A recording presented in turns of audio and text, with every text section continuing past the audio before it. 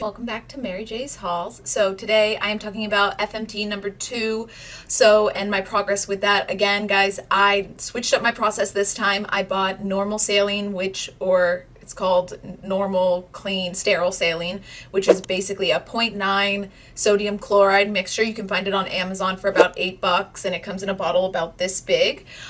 So I did buy that and used that rather than the purified water. So I did mix it with the feces in the blender, and so there's no exact measurements of how much saline to feces you need or stool you need, so I kind of eyeball it. Now I personally try and make mine thicker as I'm going along these, because I'm starting to realize the thicker it is, the easier it is to hold in for a longer amount of time.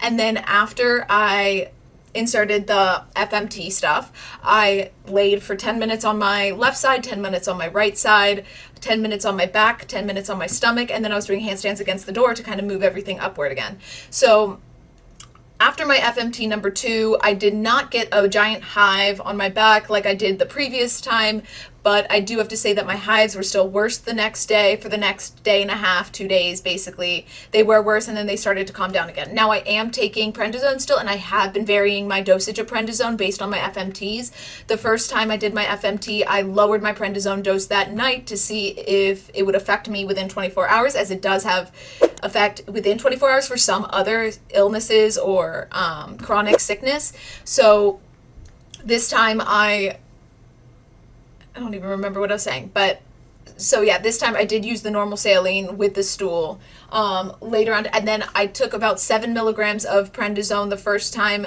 for the first 2 days, which did not turn out in my favor. I upped my dose to 10, and then as my hives started to get better, I downed my dose to 7 again, and it seems like 7 is this big resistance point for me, because every time I do an FMT, I do lower my dose of prednisone, not only to see the reaction of the FMT, but just because prednisone shuts off the immune system completely. So if there was something weird or foreign introduced in my body that my body actually needed to fight off, then my body wouldn't be able to do that, which could cause me to get sicker. So I know that the situation is not ideal for doing FMTs in general, but at the same time, the doctors keep putting me on new meds, or they want me to do the Xolair injection, which has a lot of people have seen success with for hives, but you've got to get it every month, and you have to sit there for an hour and a half to wait to make sure your blood pressure is okay and you don't pass out and you don't go into anaphylactic shock or get an allergic reaction to it.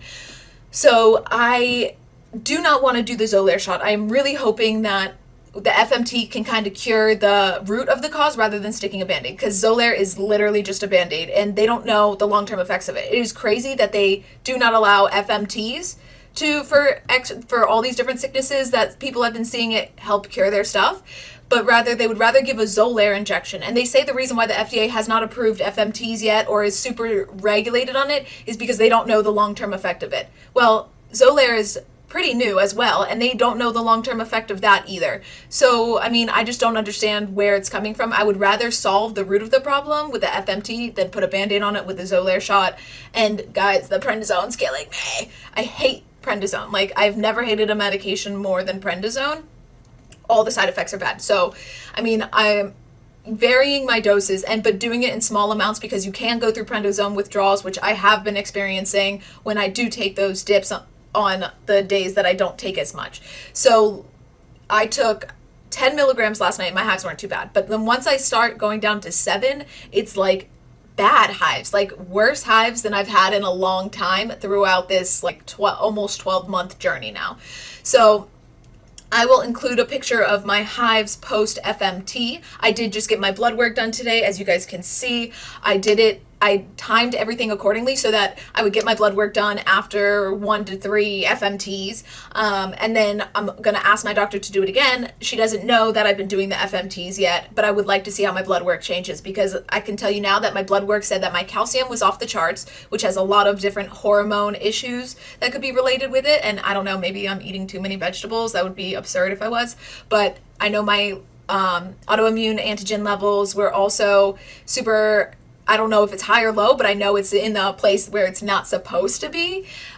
So they said that I am borderline about to have another autoimmune disease. This is all pre-FMTs. So I did just get my blood work done today to see how that outcome would be. I'm hoping that we can start to see progress in my blood work, as that would help to keep motivating me to do it, because as of right now, I've done 3 FMTs, and